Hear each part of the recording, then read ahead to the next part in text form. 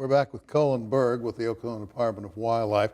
I want to get in a plug on this. I was going to wait till the end of the show, but I'll do it now, about your Oklahoma Outdoor magazine. And right now, the calendar is available.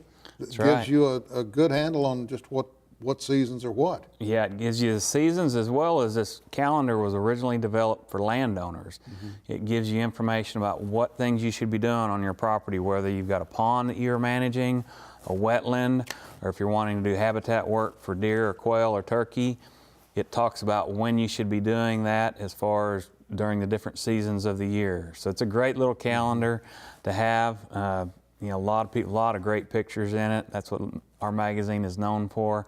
Great articles, but everybody always comments about how great the photography is in it. Oh, it always is. So that calendar issue, though, is a real popular one. They can pick it up at our office in Jenks or out of Oklahoma City, or if they want to order, it's $10 a year for magazine subscription. Pretty cheap. And that coupon is, or not coupon, but the application is in the calendar issue. It's in our calendar issue, or you can go online and order it off our website, wildlifedepartment.com.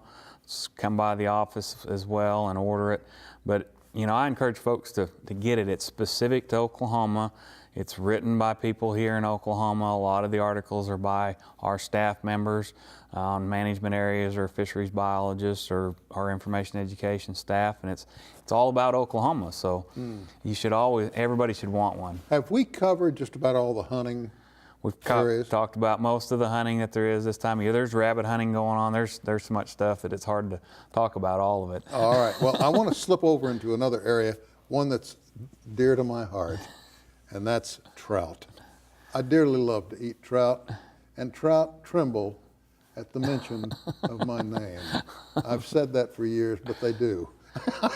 And there's nothing like fresh trout cooked with, well, I won't get into that, but Well, when we talked about the different parts of the state and how diverse we are, this is down at Medicine Creek down in Lawton, next to the Wichita Mountains Wildlife Refuge. That's one of the trout fisheries that we stock in the wintertime from November 1st through the 15th there that it showed on the regulation deal, the photo.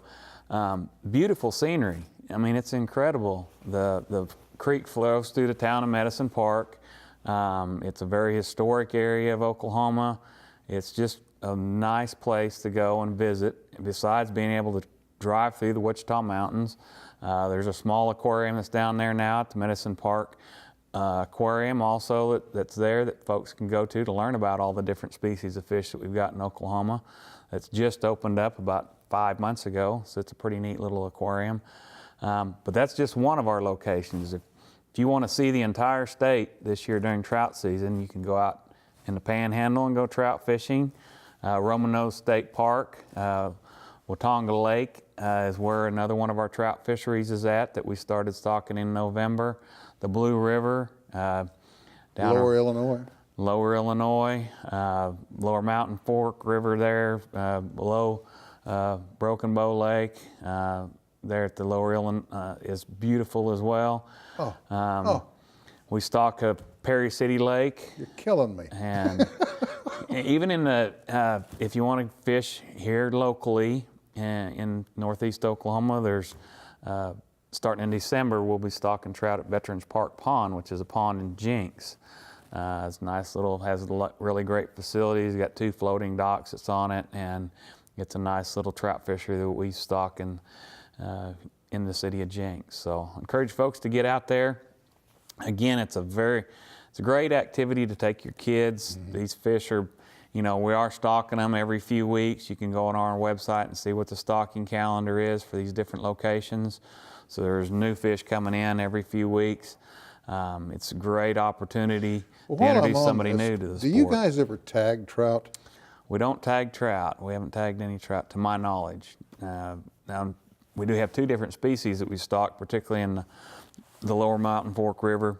Rainbow and brown? Rainbows and browns that we stock down there, so you might be able to catch 2 different species. And there's a portion of that stream that's actually a catch and release portion and use barbless hooks and things. So always check those regs.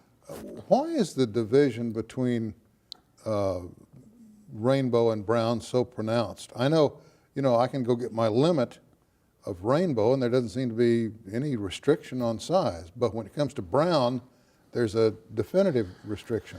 Yeah, we just don't stock near as many, and people want to catch those trophy browns, so we're trying to keep them, give them an opportunity to reach a large size, and that's why you have that distinction for that species. That's what a lot of fly fishermen are after. They want to catch a really nice brown trout. And so we put limits on them as far as how many they can keep and the size limits and stuff. But I don't complain if I've got a rainbow on my fly rod. It's just fine with me. They fight just the same. They're fun to catch, and you can be a fly fisherman. You can catch them on spinners. You can catch them on worms. You can catch them on the power bait, all different types. You can catch them on corn. I've seen people using all different types of things, catching rainbow trout. And spinnerbait, they all work. Yep, they work, and it's a lot of fun. It's an active activity that a lot of kids can't just sit still and watch a bobber. So if you got that little spinner on there, light line, if you're using spinning tackle, you need to have 2 to 4 pound test line that you're using. A lot of people, the reason that they're not as successful on catching trout is they use too heavy of a line. Yeah, and I'll tell you what I've learned over the years. Smokers won't catch as many trout. People who make a lot of noise won't catch any trout. And people who are just out and out dumb, if you can see the fish, they can see you. Exactly. So you gotta, literally, kind of use a little stealth mentality when you're going after them. Yeah, that's the thing about trout is they're very perceptive. My son and I fished a lot in Colorado for them, and those fish fishing in those streams that are crystal clear, and if they're in those little areas where it's slack water, if you're not hidden from them, you're just not going to catch them, because they're going to know that you're there, and they're not going to bite no matter what you throw at them. Nothing you can do to stop it. That's right. Well, Colin, I want to thank you for coming in, and I do want to encourage folks to look into all that your department has to offer. I hope that the budget woes, I'm not trying to make this political, but I hope the budget woes in the state aren't affecting the Department of Wildlife at this point. Well, we are funded different than most other state agencies. I'm glad that you brought that up, because I was just thinking about ending with this as well, that our agency relies upon hunters and anglers buying their license. There's the people that buy their license are the true ethical. They're the hunters and anglers. The folks that don't buy a license, they're violators, they're poachers, and they're actually stealing from everybody else. The agency relies upon those license sales to fund our agency. We're a small agency, 350 employees that are scattered across the state. Game warden or 2 in each county that the license sales help fund their salaries, and then our wildlife and fisheries biologists and our education programs, information folks also use those dollars.